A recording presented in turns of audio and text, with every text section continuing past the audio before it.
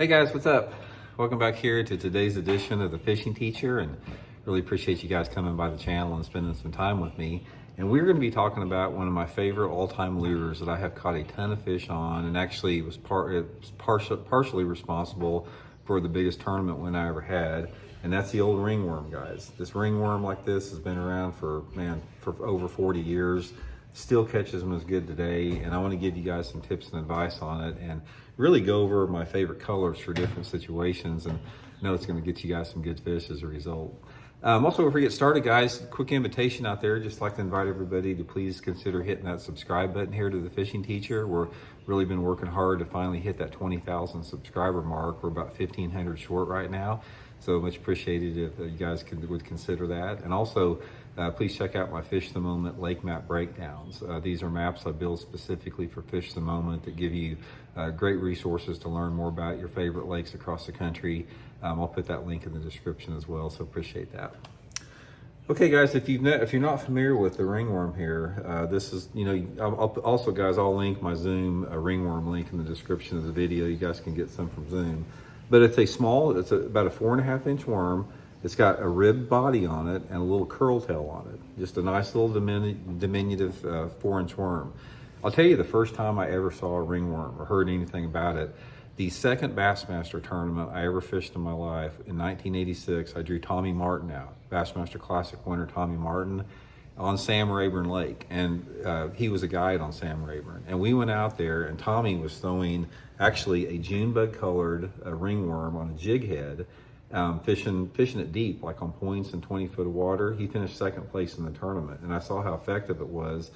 And actually the next year, an angler named Ron Sheffield, he caught the big bass of the tournament and won the tournament on a ringworm, fishing it in the grass. And I started utilizing it, and I used actually this one here, the black and chartreuse. This was part of the lures I caught that I won my second Bassmaster Top 100 event at the Mobile Delta in Alabama. I caught the last day of the tournament. I went from a jig to this and wound up winning the tournament on it.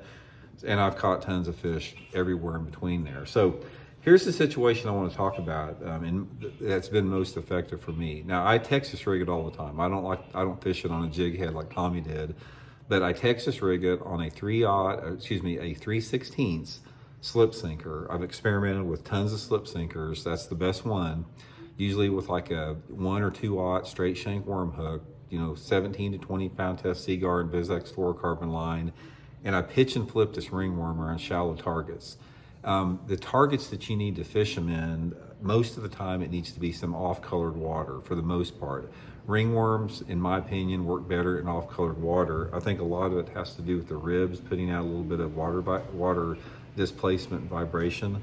But I like a ringworm in water visibilities, sort of in that 1.5 to maybe 3 foot range when I have shallow cover present. My favorite is laydown trees, logs, stumps in the water.